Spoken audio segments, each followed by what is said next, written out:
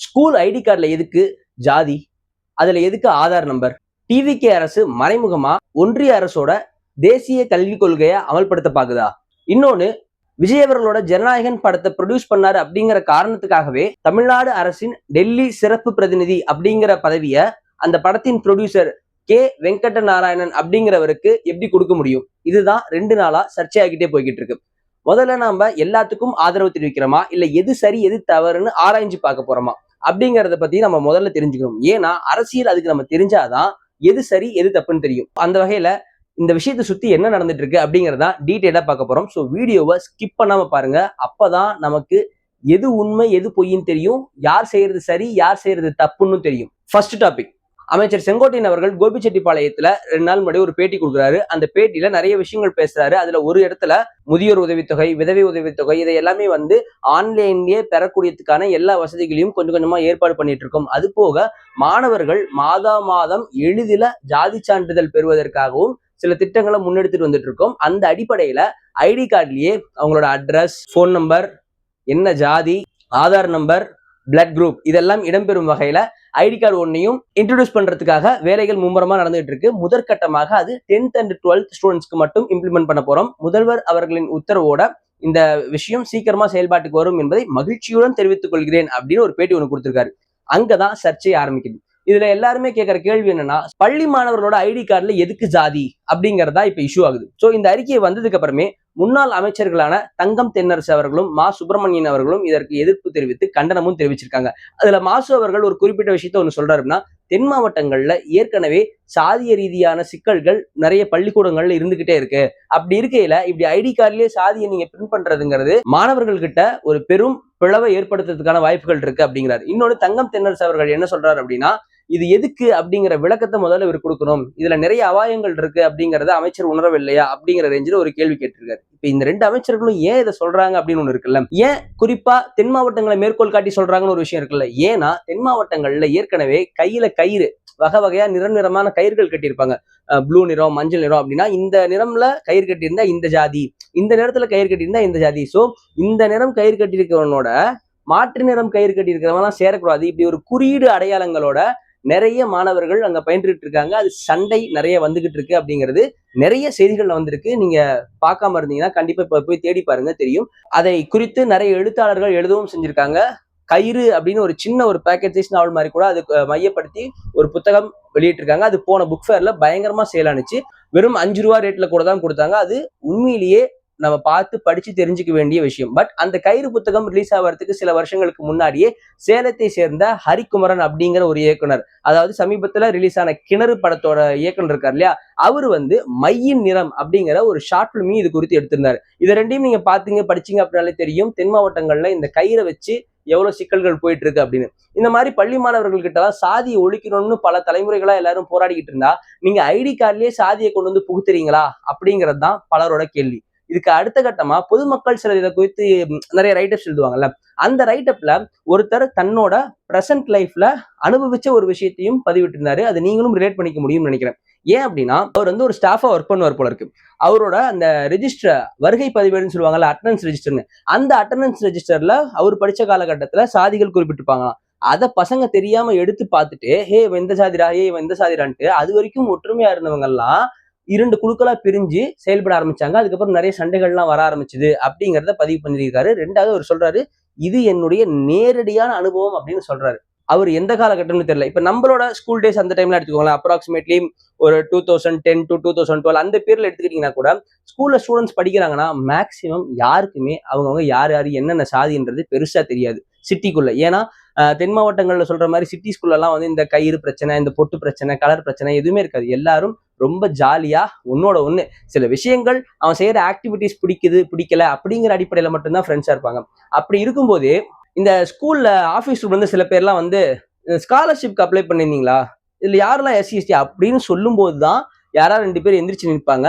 அப்ப கூட அந்த ஜாதினா என்னன்றது பெருசாலாம் தெரியாது. அப்ப அந்த மாணவர்கள் கிட்ட என்ன கேள்வி எழும் அப்படின்னா, ஏன் அவனுக்கு மட்டும் ஸ்காலர்ஷிப், அது ஏன் SC/STக்கு மட்டும் ஸ்காலர்ஷிப், எனக்கெல்லாம் இல்லையா அப்படிங்கிற மாதிரி ஒரு விளையாட்டுத்தனமா ஒரு வெள்ளந்தியான ஒரு எண்ணம் தான் தோன்றுமே தவிர இதனால சாதிய பாகுபாடுகள் ஏற்றத்தாழ்வு அப்படிங்கறதெல்லாம் தோணாது. ஆனால் கிராமப்புறம் இல்ல நீங்க சொல்ற தென் மாவட்டங்கள் சைட்லாம் எடுத்துக்கிட்டீங்கன்னா ஜாதி வெறி மாணவர்கள்கிட்டயே ரொம்ப ஊறி இருக்கும் அப்படிங்கிறது புத்தகங்கள்லயும் நம்ம படிச்சிருக்கோம், நிறைய நியூஸ்லயும் பார்த்திருக்கோம். சூழ்நிலை இப்படி இருக்கும்போது இவ்வளவு முன்னேற்றம் அடைந்த பிறகு இந்த ஐடி கார்டுல சாதிங்கிறது எதுக்கு அப்படிங்கறதா இப்ப சர்ச்சையா இருக்கு. சோ இப்ப நீங்க சொல்லுங்க, இந்த ஐடி கார்டுல சாதியை பதிவிடுறதுன்னு இருக்குல்ல, அது ரொம்ப தேவையா?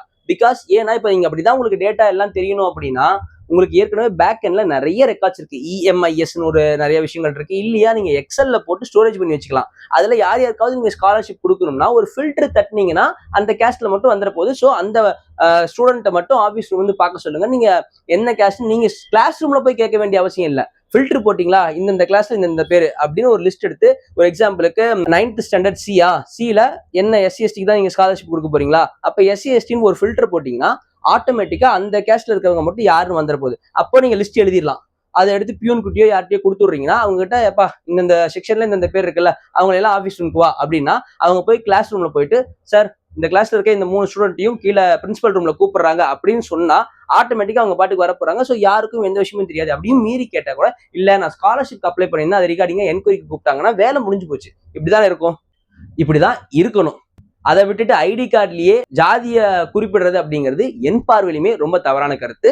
அதை பத்தி நீங்க என்ன நினைக்கிறீங்கிறத கட்டாயமா தயவு செய்து கமெண்ட்ல சொல்லுங்க. அப்பதான் மக்கள் என்ன நினைக்கிறீங்கன்றது நமக்கு தெரியும். நமக்கு தெரியறது மட்டும் இல்லாம அரசாங்கத்துக்கும் தெரியும். இன்னொன்னு இப்ப இதை முன்னிட்டு அமைச்சர் அன்பில் மகேஷ் அவர்கள் ஒரு ட்வீட் ஒன்று போட்டிருக்காரு. அதுல அவர் குறிப்பிடுறது என்னன்னா, இந்த ஐடி கார்டுல ஜாதியை குறிப்பிடுறதன் மூலியமா மத்திய அரசோட தேசிய கல்விக் கொள்கையை தாவேகா அரசு அமல்படுத்த பாக்குது.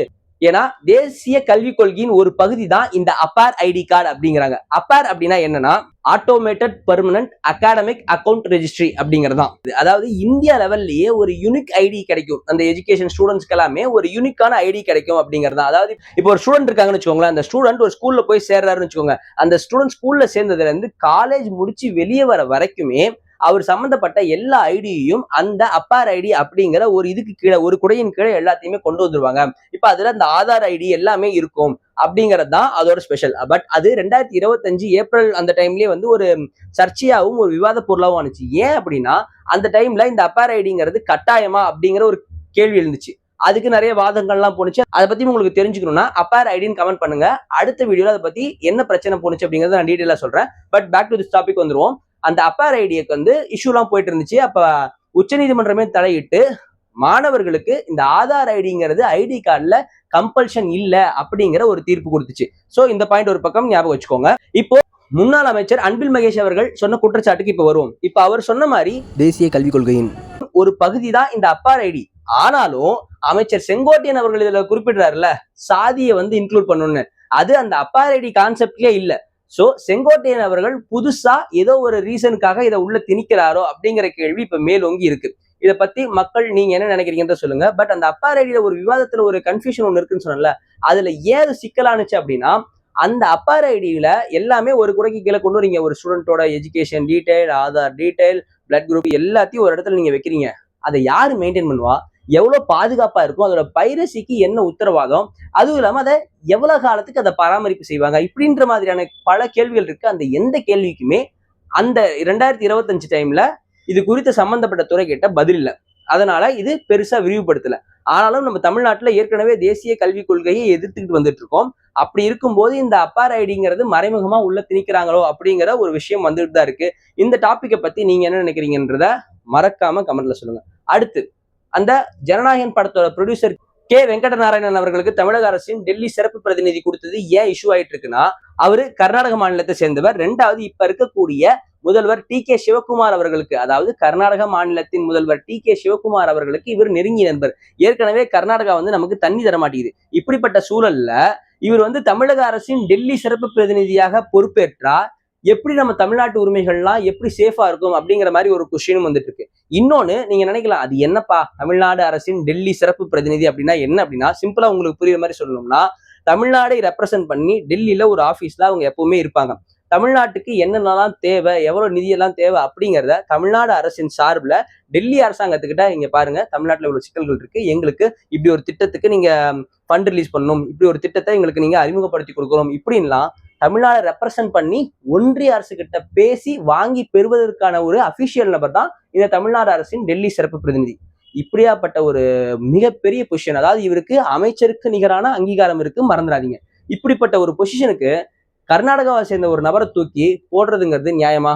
உங்களோட ஒரு முன்னாள் படத்தை அவர் ப்ரொடியூஸ் பண்ணாரு அப்படிங்கிறதுக்காகவே இவ்வளவு ஒரு பெரிய உயரிய அங்கீகாரத்தை நீங்க அவருக்கு தரது நியாயமா அப்படிங்கிறதா இன்னைக்கு பல எதிர்க்கட்சி தலைவர்கள்ல இருந்து பல அரசியல் நபர்கள்லாம் கேள்வியா எழுப்பிக்கிட்டு இருக்காங்க. பட் ஒரே ஒரு ஆறுதல் என்ன இதுல அப்படின்னா, இந்த போஸ்ட் 1 வருஷம் தான் கால அவகாசம். பட் இந்த எவ்வளவு வருஷங்கள் டிவிக்கு ஆட்சி தொடருதோ அவ்வளவு வருஷத்துக்கும் இந்த அரசாங்கம் நினைச்சா இந்த பொசிஷனை எக்ஸ்டெண்ட் பண்ணி கொடுக்க முடியும், ஒவ்வொரு வருஷமா.